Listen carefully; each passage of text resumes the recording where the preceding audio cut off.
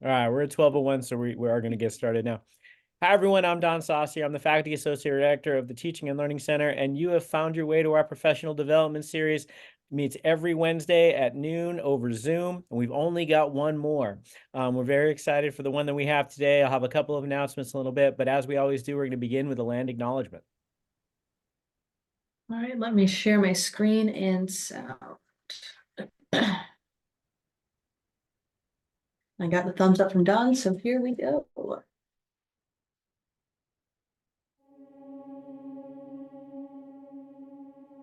As the first land-grant institution established under the 1862 Morrill Act, we acknowledge that the state of Kansas is, historically, home to many native nations, including the Kaw, Osage, and Pawnee, among others. Furthermore, Kansas is the current home to 4 federally recognized native nations: the Prairie Band Potawatomi, the Kickapoo Tribe of Kansas, the Iowa Tribe of Kansas and Nebraska, and the Sac and Fox Nation of Missouri in Kansas and Nebraska. Many native nations utilize the western plains of Kansas as their hunting grounds, and others, such as the Delaware, were moved through this region during Indian removal efforts to make way for white settlers. It's important to acknowledge this, since the land that serves as the foundation of this institution was, and still is, stolen land.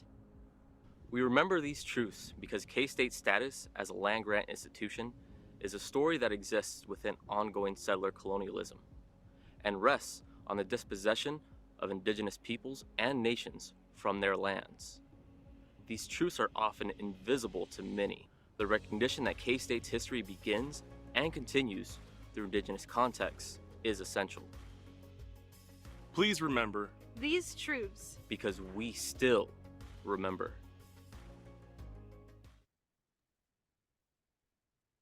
Thank you. As I've said, you found your way to our professional development series. Not only do we meet on noon on Wednesdays, we also archive our events on our TLC webpage for asynchronous viewing. So share this with your colleagues later, and you'll see wonderful stuff. We'll probably have it up in a couple of hours after our event today. Want to remind you that you have the opportunity to earn a professional development certificate by attending enough of our events and doing post-event surveys and those kinds of things.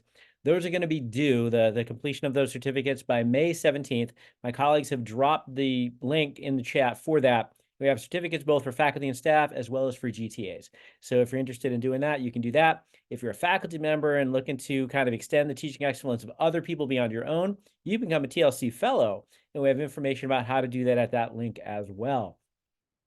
This is our penultimate event, which is a fancy word, which means next to last. Next week will be our last event, which will be a teaching chat. That is a time for us to come and to share and source out and all of those kinds of things.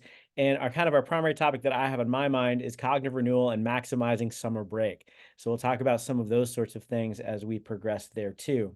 I also want to remind you we have a social showcase in Hale Library, room 181 on Monday of finals week. And that Monday is, sorry, I have a lot of tabs open to find all my information. Monday, May 6th, starting at 1:30 and going all the way till probably about 4:30. Looking to Ashley and Noah for confirmation. Yes, they are. We have an amazing slate of oral presentations and poster presentations at this 3rd annual social showcase. So we hope that you can make time for us there. But without further ado, we have an amazing event today. Dr. Kerry Priest from the Staley School of Leadership Studies is here. Kerry and I go way back. We've done a lot of stuff together. We've done projects together. We presented together. We've even published together. And I'm so excited that Dr. Priest is here to talk to us about stories in action, navigating change through teaching narratives. Dr. Priest, the floor is yours. Thank you so much, Dr. Saucier. And I want to just make a note of appreciation to you and to this center. I think mentorship is so critical. And Dr. Saucier was a mentor to me informally and formally, I think early on in my career. It's been 12 years now. And yeah, I just appreciate you, appreciate the work of this program. And I'm so excited for everyone who is here. So as we can co-create and serve as mentors to one another in this time today. I'm going to share my screen here. Can you let me know if that looks okay for everyone? Awesome. So as I was preparing for this session today, like many of you, there's a lot on my mind. It's been a semester, right? Like, I mean, it always is, but it's been a semester, you know, and in my abstract, I said this too. It is not an understatement that we are living and working in a time of really great complexity and constant change. in society, in our communities, in our campus.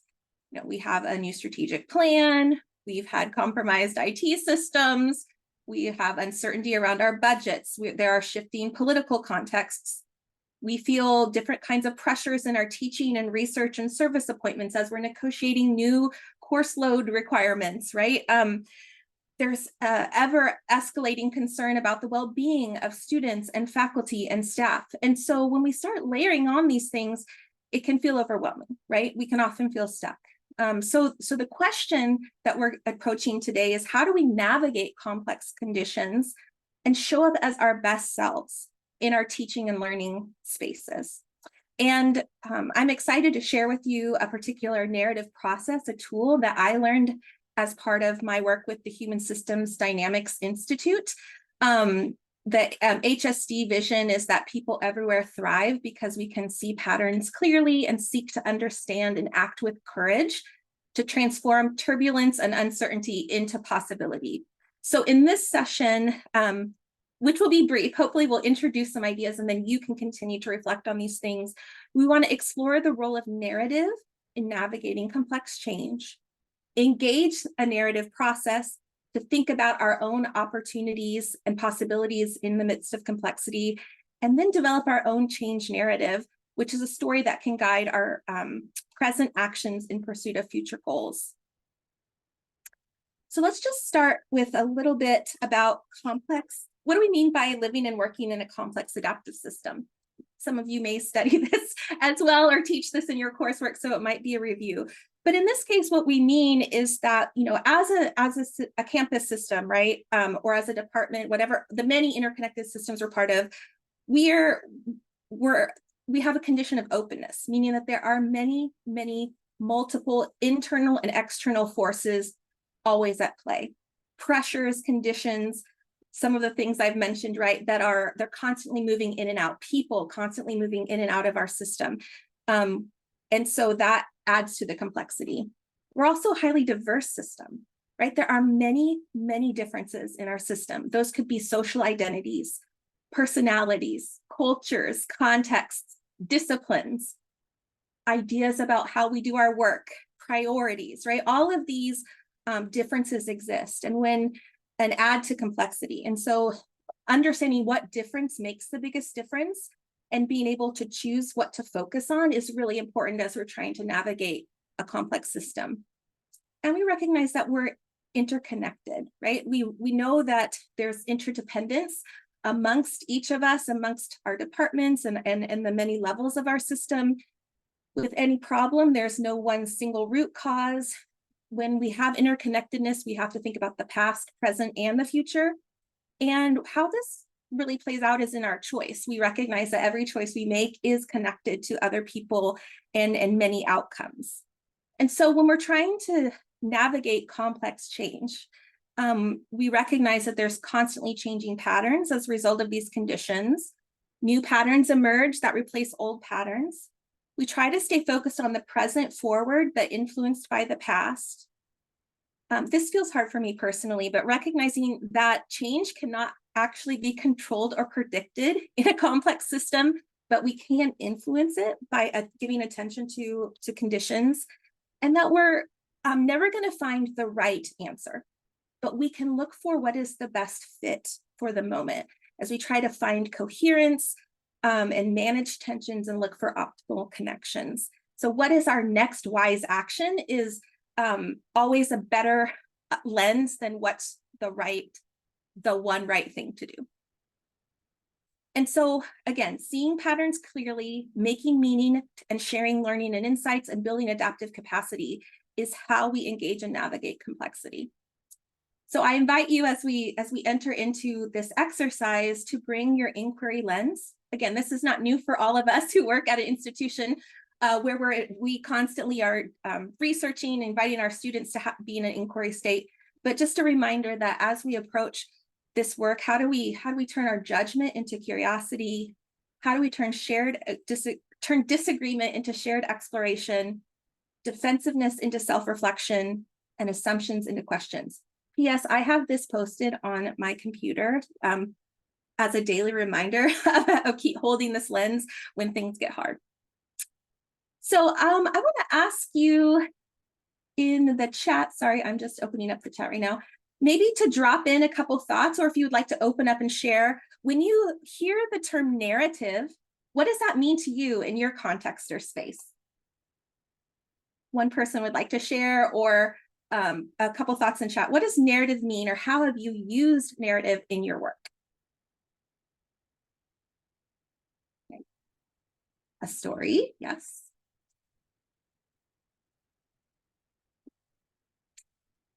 Anyone else use narrative? Thanks, Travis. A story that illustrates an idea.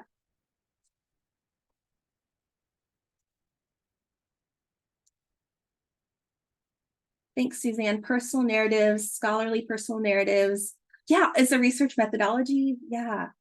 An untold story, maybe hidden narratives, right? About a community or a group. Awesome.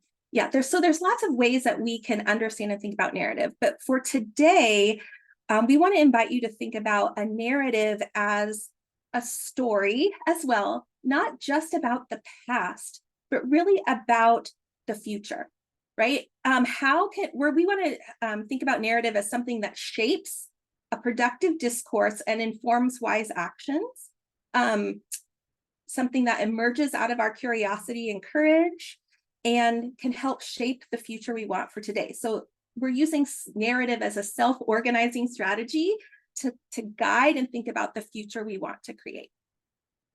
And at the end of the day, it's a story, right? What's the story? Well, we want to tell about our future. So in particular, we are creating a change narrative, a story about what we want, who we are, and how we want to live. And so I shared a handout that you're welcome to download, but you can also just take some notes by hand. We're going to kind of walk through this little diagram here and do a little free writing. So I would invite you to grab a piece of paper, or if you are taking some notes on the side, that would be wonderful. We'll also do some interaction together here on the screen. The patterns that we create through our story process can help to shape, again, the patterns of discourse and action that would help us move towards more adaptable life patterns. Okay, we're going to start with the center, right, which is our sweet spot. And the primary question here to think about is, what do I want? Our inquiry will start with naming what we want in our life or in our work. What is a pattern you want to change or improve? So start by thinking about what's an issue or a challenge that you're just feeling today, or that you're bringing into this space. And if you could identify 3 to 5 words that describe the essence of what you want, or put that into a sentence, what would that be? You might think about it like, over the next semester, or maybe since we're at the end of the semester, over the next year or over the summer, I want this. So here's some examples if it's helpful. It could be really specific. I want to facilitate a successful curriculum review of my doctoral programs. I want to successfully launch new coursework. I want to be a successful, engaged educator. Or for me, I want to be a purposeful and productive scholar practitioner. There's no right or wrong here. So I'm just going to give you a couple minutes to jot down a few thoughts. And if you're feeling courageous and would like to share in the chat as well, what is it that you want? So I'm just going to be quiet for a couple minutes and let you think and write.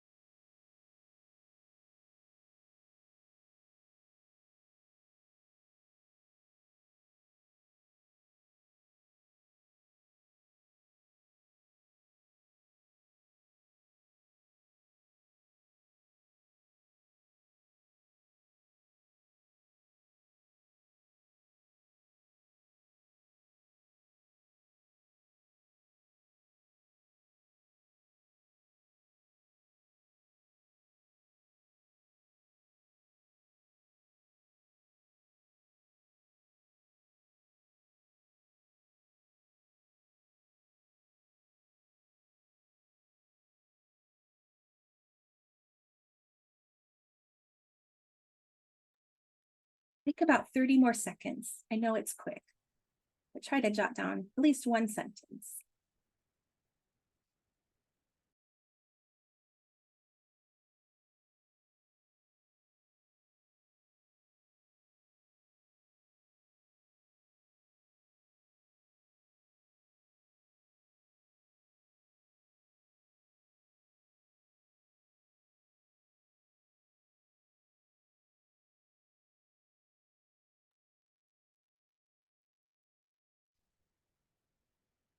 All right.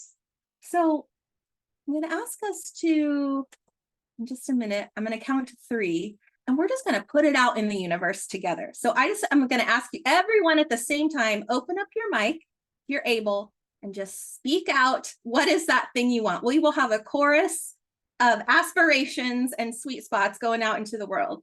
Okay, 1, 2, 3. To be a I need to hear everybody. Okay, let's do it again. 1, 2, 3. To be a purposeful and productive scholar practitioner. Okay. I thank you for putting it in the chat. Does anyone want to verbally put it into the universe too? Gosh, this feels hard, right? Like, Say, I want to be better at planning, using, and enjoying my time. yay, thanks, Don. Sure. Anyone else want to share?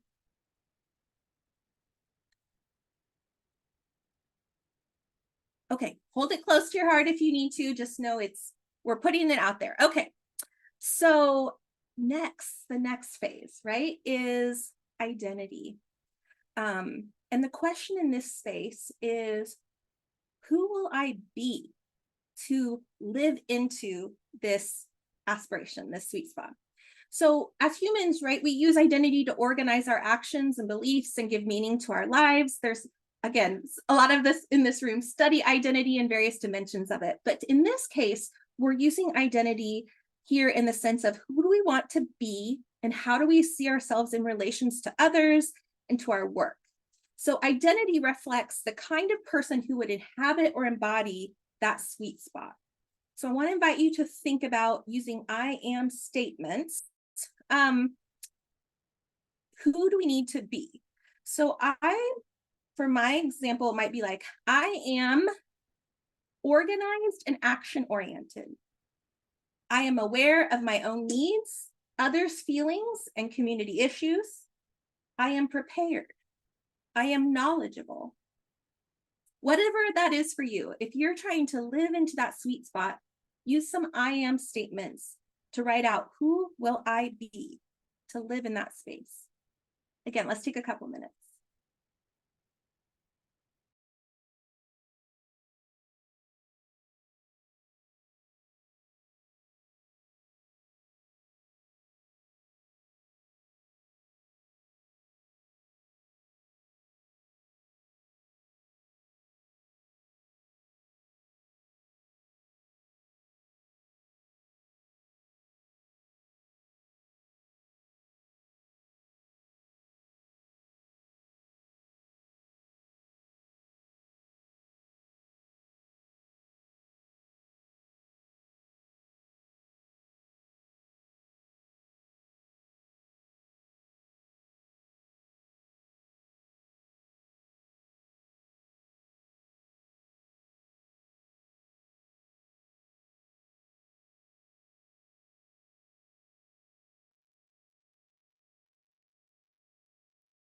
As you've identified a few, again, I would invite, if you're willing, to just put in the chat maybe one example, just for others to see as well. What are the kind of ways of being? Who will I be in order to achieve that sweet spot?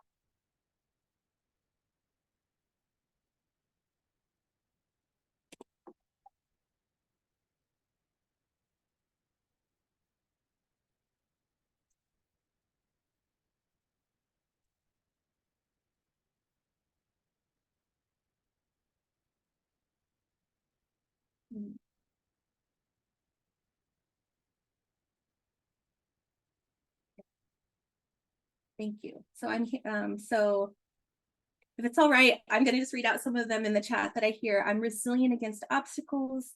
I'll be culturally relevant in my community. I'll be empathetic. I am curious, right? Great. So thank you. Thank you for sharing that and thinking about who will I be? The next area of our model here is focus. And the question is, what is most important? What do you need to focus on in this space to achieve that sweet spot? And what's most important is often revealed when we think about issues, challenges, and questions that feel most urgent and maybe most conflictual. So a lot of us shy away from tension. I've recently recognized in myself I'm conflict avoidant, but oftentimes where we feel the most tension is the most possibility for change.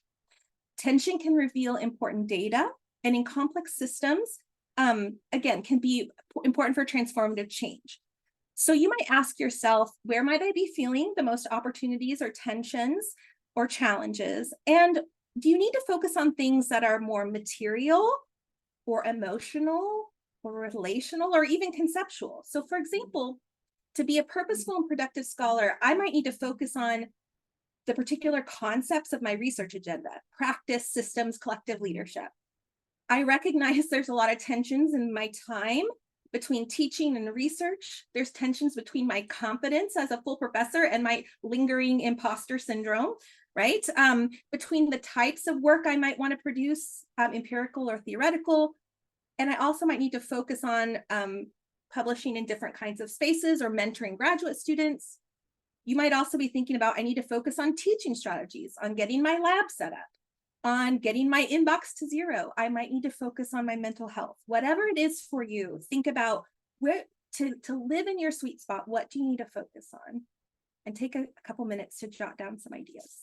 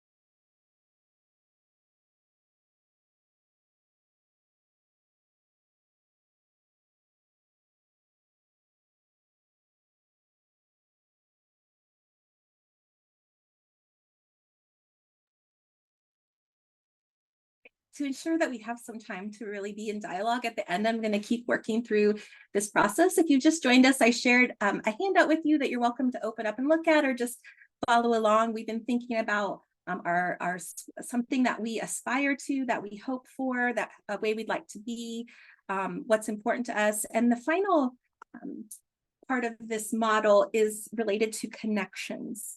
Okay, and the question here is, how will I connect? Or how do I need to connect? We are not alone in our stories. Our stories are personal to us, but we're not alone. And our lives are really shaped, right, through interactions with others. And we can shape our realities through intentional relation, connection, and engagement. So as we think about this area, what are ways of connecting that get you and keep you in your sweet spot? So thinking about what kinds of relational exchanges are required in my personal relationships, in my work relationships, or even in some of my behavioral patterns. You might think about it as I connect in, or I connect with, or I seek connections that are conscious, present, collaborative, or restorative. I might say I connect through listening, courageous conversations, speaking to loss and empathy. I connect in curiosity and responsiveness. Think about this related to your own goal. How do you need to connect, engage with with others.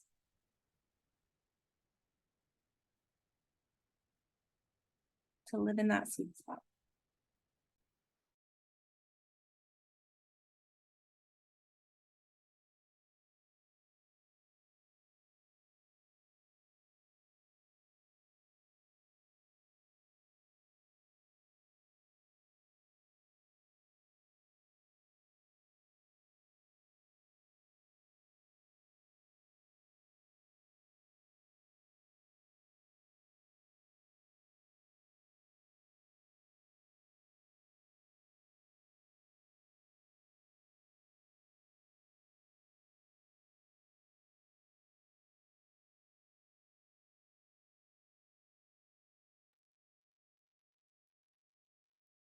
Again, at any time I would, love to see some examples. Thank you, Dr. Carroll. Connect with music. Wonderful. Wonderful. I love that. Any examples that you'd like to share in the chat would be amazing. So now let's take a step back and think about some patterns that might be emerging here, right? This is part of our process. How do we see and understand patterns? So what emerges at the intersections of these categories of our identity, our areas of focus, what's important, and the ways we connect? And one way you can think about this to keep it simple, right, is if I'm doing this X, what would people see in my behavior? So if I was living out my sweet spot and if I was living out these areas, what would people see that was different? Would they see me engaging in new ways of learning? Would they see me showing up differently in meetings? Having more curiosity and generosity in my interactions? Would I be trying out new kinds of technology? Would I be coming to more TLC meetings, right? What would it look like if I was engaging in these things I've identified? That's when we think about patterns. Let's just take a moment and answer that question. What would I be doing differently? What would people see me doing differently?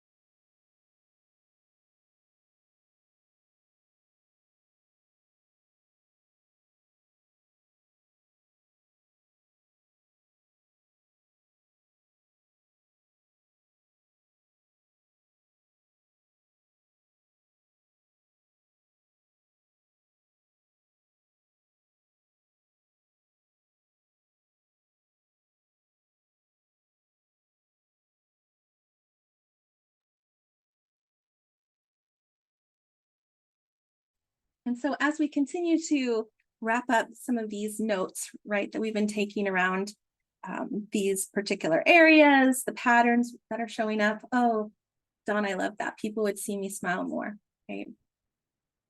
More decisive, confident, and assertive. Thank you, Melissa. Yeah.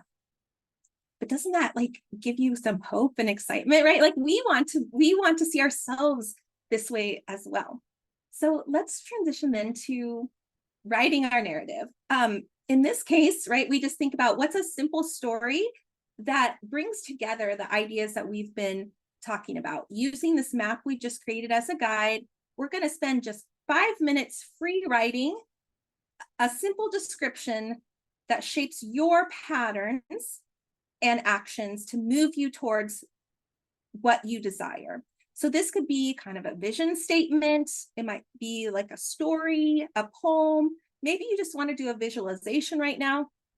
I'm going to share an example of my narrative.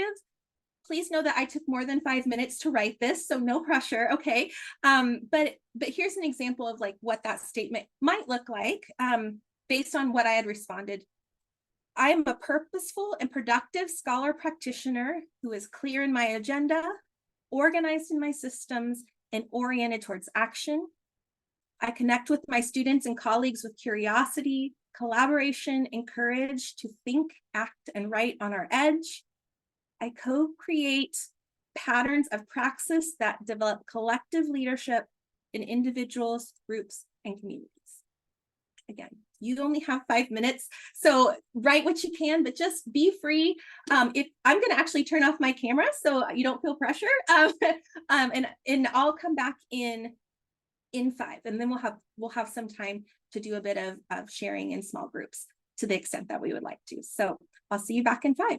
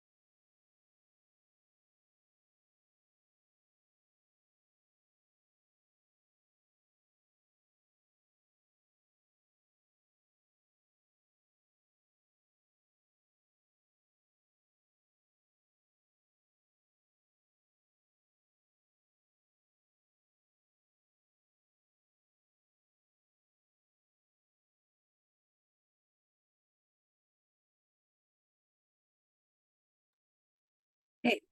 I invite you to finish up the thought you're on. Just put a period or a ... knowing that there's more storytelling to come. And in just a moment, I'm going to move us into breakout rooms with a partner for about 8 minutes. Okay. And so about 4 minutes per partner. And here's the task. The first person will be the sharer. The second person will be the listener. And if you are sharing, you have an option to share as much of your narrative as you would like. If you'd like to read your narrative, you can, or give some highlights, but share what is the pattern that you're trying to change, or what's the sweet spot that's your aspiration. And then just where's your thinking right now? Again, this is a safe space, right? A confidential space as well. So partner, you're going to listen, and you're welcome to ask questions if within that kind of 4 minutes, but try to keep them open-ended and free of advice at this point, right? And so then once you've shared and listened, you can switch at about the 4-minute mark, and the second person will have a chance to share. I'll see if a few people might have left if they're like, I don't want to share my narrative. No, I know people have a lot going on. So let me fix the rooms here for just a second. And then, are there any questions about that? Okay, we may have one room of 3 at this point. Okay. Or actually, yeah, we'll have one room of 3. Okay, I'm going to open up the rooms. There should be a timer to come back. Let me check the time. I think 8 minutes will be just perfect. All right, enjoy your conversation and your stories.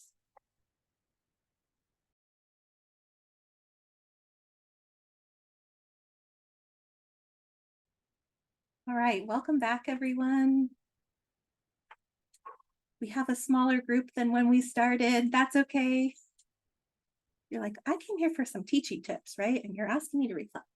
All right. Well, I hope those were wonderful conversations. Let me share my screen again.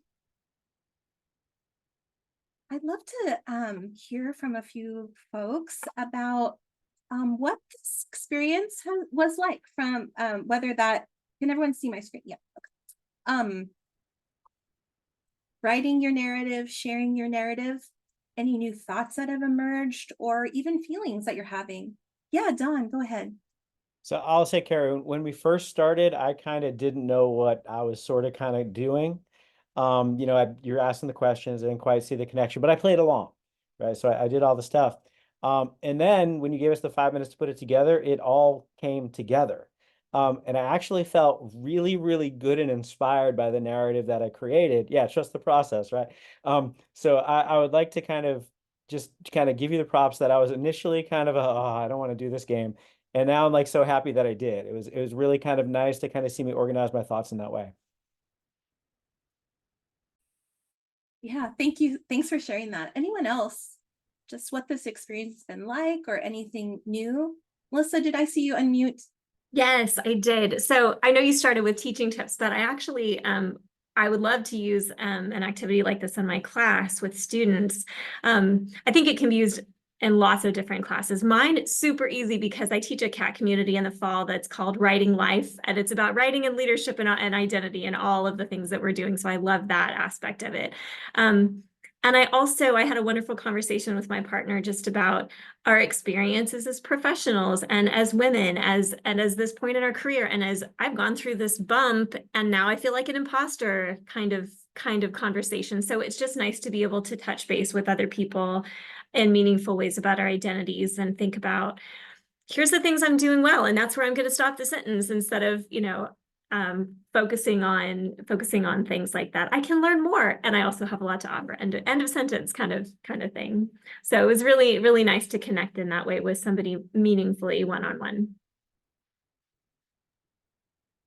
Thank you, Melissa. And yeah, you're highlighting the various uses of this tool, right? On one hand, it's for us and our story and our reflection, but certainly thinking about how can we use this in the spaces where we teach or lead or support others. Anyone else want to share a reflection on the process? We have one more step to hang in, so hang in there with me. I would just add that I had a wonderful conversation with, earlier in the day, I had an email and a great conversation with 2 other graduate students that I work with. And I had one just a moment ago with a talented psychology graduate student, Ashley. And for me, I was excited about that. We had things in common. The other thing that I noticed was that I shed there was no power differential. We were just two folks learning from each other. You know, I don't have a doctor. I didn't have a doctor in my title, and you know, and so that was very cool that I can learn from, as I did this morning in two other events, learn from my graduate students, and we have things in common. So that's very cool. Yeah, that is very cool. Thank you so much for sharing that perspective. So these types of activities can help to break down some of those barriers too. All right, so the final piece of this process is called simple rules. And what are simple rules? Simple rules are values and actions that shape the patterns that we desire. And the concept of simple rules does come from complexity science, actually. And if you are a complexity scientist watching this, sorry if I'm not going to explain this perfectly, but the metaphor I think about is, anyone who's been out to A&H farms and seen the budgie house where the birds just fly back and forth? It's super cool. But in the wild, right, we also know that we can look to the sky and we see birds that seem to have this beautiful coherence, right? Like huge flocks of birds that just move in these amazing patterns with this incredible coherence. And when scientists have done, modeling and tried to understand, how do birds do this? Because it's not they're talking to each other, right? But that somehow they're following a set of simple rules. And that if every bird flies towards the center, matches the speed of their neighbor, and tries not to run into anyone, this beautiful coherence happens. I feel like these are simple rules that I need for my life too, right? Think about that as a metaphor. Fly to the center, match the speed of your neighbor, don't run into anyone. That's how we create coherence. But in a similar way, we can take that metaphor and apply it to our life. What are the simple rules or the statements that guide our behaviors today that create that pattern we desire? When we think about a simple rule, it should fit on a mantra band. I like to wear these little mantra bands that say I am enough. You actually need those, but it's something short and brief. Starts with the verb, stated in the positive, and really just 2 or 4 is necessary. So for example, actually I want to share the example when we were working from home, I actually created a little set of simple rules for myself as I was working through this process. And my simple rules for work from home have now become my simple rules for work. Stay connected, curious, and flexible. Trust myself and follow through. Ask for what I need. Care for myself so I can care for others. And find joy in my work and community. I know that's more than 4 maybe, but for you, think about what would be the mantra or the simple rules, a couple that again would help guide your actions every day to achieve that pattern, that new pattern that you aspire to. It might be staying curious, challenging myself, looking for alignment. Say no with courage. One of my colleagues has that one. Say no with courage. Take a moment and identify maybe 1 or 2 at least. Yeah. And thanks, Dawn. And if you're willing to put at least 1 in the chat, I think that'd be so useful for us to see and learn from one another.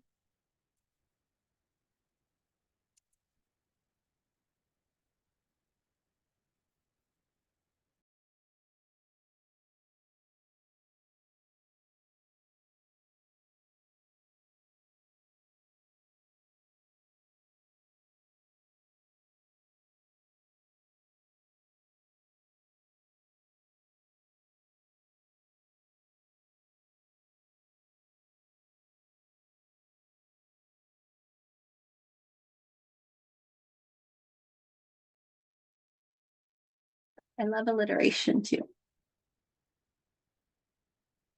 Yes, thank you.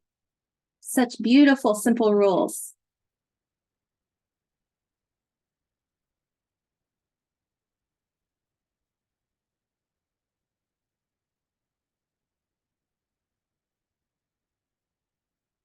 Thank you. And so I encourage you again, as you keep thinking about these, get a little post-it note, or if you want to make a cool Canva thing, and where do you want to post your simple rules so that they can serve as that guide and that reminder for you in those moments where you feel stuck and you feel the weight of the complexity, reminding yourself that seeing patterns and navigating through those intentional actions is one way to advance and move forward. So as we close here, we don't have to answer all these questions, but like Melissa mentioned, that this might be something she would like to use with her class. Is there anyone that you might want to you can think about this. Is there anyone you want to share your narrative with? A colleague, a supervisor, a friend, a mentor? How could you use this process in your classes or groups or communities? And then what do you still feel curious about? We have just a couple minutes, and certainly I welcome the gift of time if we want to wrap up. But does anyone have any questions or additional final thoughts that they would like to share? And I'll stop the share so we can see each other, or I can see you better. Go ahead, Don. So I just kind of a couple questions about the narrative. So the narrative that I wrote, I think, is one that is, you know, sort of central to kind of who I am as a professional. Do you have multiple narratives? Does your narrative shift? Like, what? I'm just kind of wondering about like how dynamic this is, because the one that I wrote, I think probably would be relevant for me for the past couple of decades. It's just a really nice articulation of some of the things that I find important and want to do better at. But I'm just kind of wondering about that dynamic nature, and if you could speak to that. Yeah, well, my interpretation is right that this is dynamic because in complex systems, right, we mentioned that conditions are always changing. And so you might think about a change narrative as being a longer term kind of life narrative, or you might use it as a tool around a particular challenge or area of your life or work. So I'm going to say it depends, right, on how you want to use it, but think of it more as the tool to help you think about those patterns you want to create, whether those are long-term or shorter-term patterns.